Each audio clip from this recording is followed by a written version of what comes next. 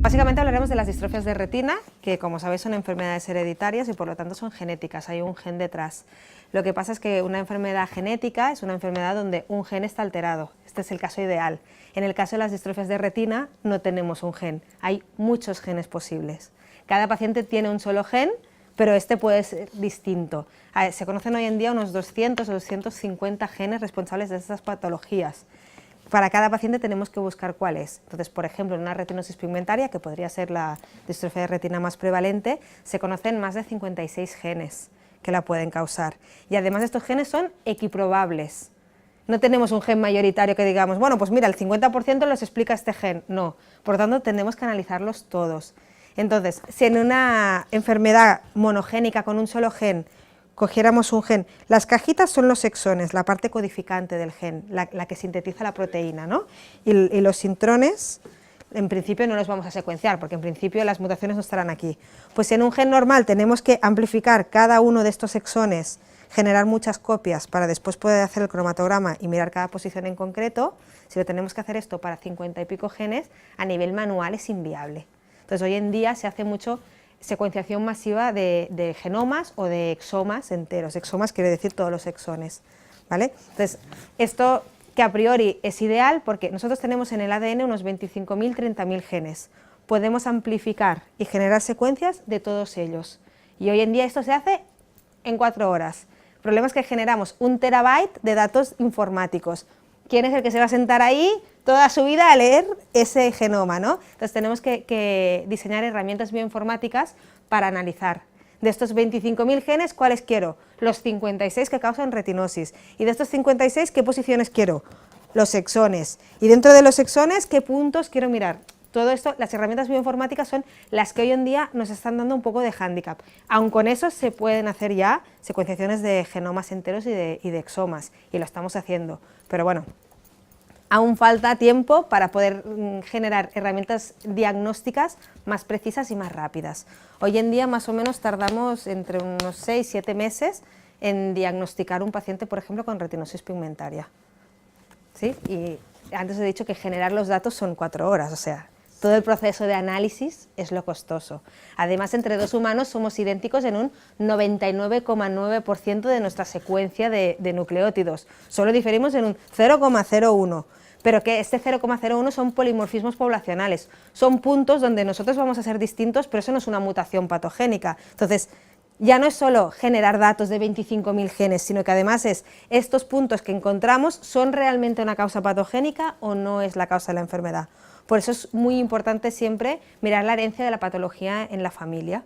Entonces, justamente, por ejemplo, en la retinosis pigmentaria tenemos todos los patrones de herencia posibles, patrones de herencia dominante, de herencia recesiva o de herencia ligada al cromosoma X. Dependiendo del tipo de herencia, esperaremos el gen en concreto que tenga una sola copia mutada, las 2 copias mutadas. En la herencia ligada al sexo solo habrá niños afectos, las madres serán portadoras sanas. Entonces, dependiendo de cada caso, vamos a encontrar un tipo de alteración u otra. Entonces, los beneficios del diagnóstico genético.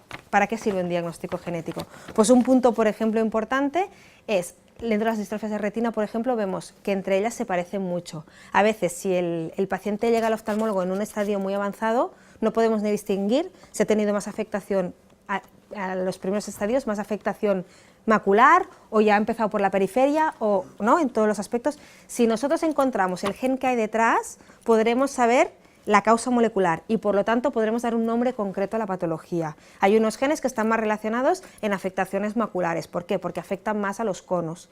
Y hay otros genes que afectan más a los bastones. Aunque cualquier distrofia de retina puede acabar, cualquier no, pero muchas de ellas pueden acabar con ceguera completa y por lo tanto afectación a nivel de toda la retina, sí, pero no es lo mismo tener un Stargardt que tener una retinosis pigmentaria o una distrofia en patrón.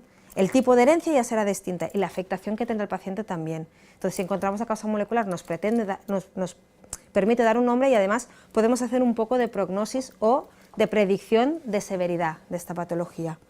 Después también podemos, sabiendo la causa muchas veces, podemos, en las patologías que se pueden tratar, dar un tratamiento más adecuado o menos.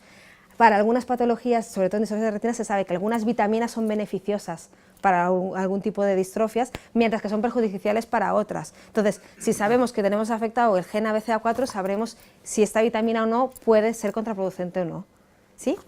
Después, punto muy importante para el que muchos de nuestros pacientes acuden aquí, establecer el tipo de herencia en la familia, lo que os decía antes. La mayoría de afectos dicen, yo ya he sufrido esta enfermedad, yo ya sé lo que no quiero es transmitirla a los descendientes. Entonces, si nosotros tenemos una herencia dominante, esto es un pedigrí donde los que están marcados en negro son los afectos. En una herencia dominante encontramos afectos en todas las generaciones. Nosotros para todos nuestros genes tenemos siempre dos copias, la que hemos heredado de nuestra madre y la que hemos heredado de nuestro padre. En la herencia dominante, con que una sola copia esté alterada, esto es una mutación, con que una sola copia esté alterada, tenemos la patología. Entonces, el 50% por probabilidad de los descendientes van a heredar esta mutación. Pero a veces, teniendo una alteración, no sufres la patología. Es poco frecuente, pero pasa. Entonces, podría ser que este hijo hubiese heredado la mutación y él fuera sano. Sin embargo, al ser portador, la siguiente generación puede volver a aparecer la patología.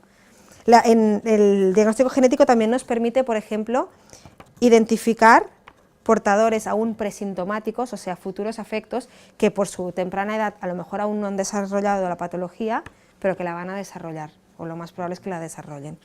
¿Vale? Si tenemos una herencia dominante, necesitamos que las dos copias del gen, recesiva, que las dos copias del gen estén alteradas para tener la patología. La herencia recesiva normalmente tenemos una sola generación de afectos, esta de aquí en este caso. Tenemos dos familias, dos ramas familiares, que por mala suerte el padre lleva una mutación en un gen y la madre lleva una mutación en el mismo gen. De los 25.000 genes es muy poco probable, sí. Si venimos de una misma región, de un mismo pueblo, ya no es tan poco probable.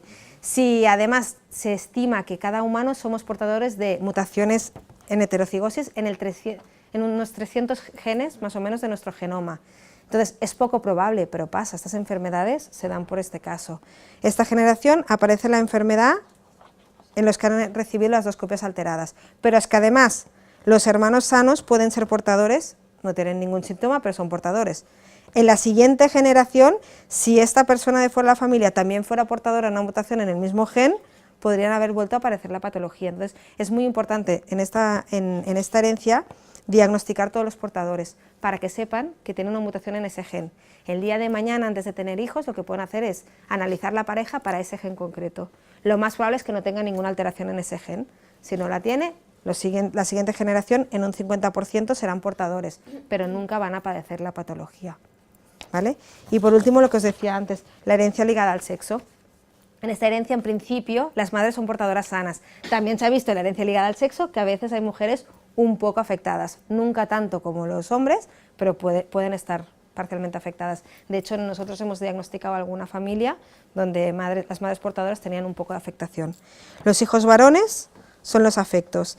Las hijas sanas pueden volver a ser portadoras y por lo tanto pueden volver a transmitir la patología. La miopía no es una pérdida del sexo. La miopía hay muchísimos genes detrás. El problema de la... Cuando lo estudié la de Mendel era como... Claro, el problema de la miopía, igual que muchas enfermedades, sí, es que hay muchos genes detrás y que hay familias con una herencia muy clara, hay otras que no. Estas son enfermedades monogénicas, que se dice, que aunque haya muchos genes detrás, es uno solo el que está afectado.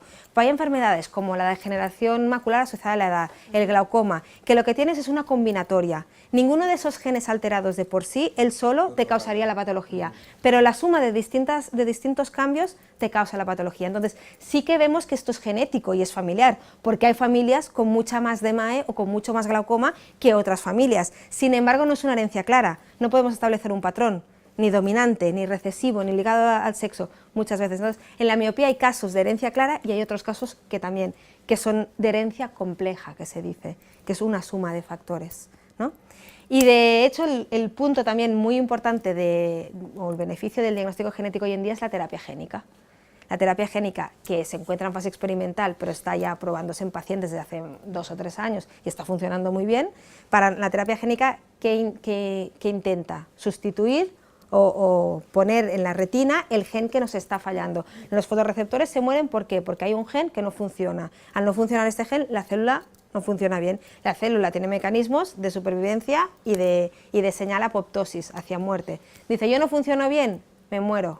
Voy a apoptosis y me muero, para que otra me reemplace. Pero ¿qué pasa? Que la retina es un tejido nervioso, las células no se reemplazan.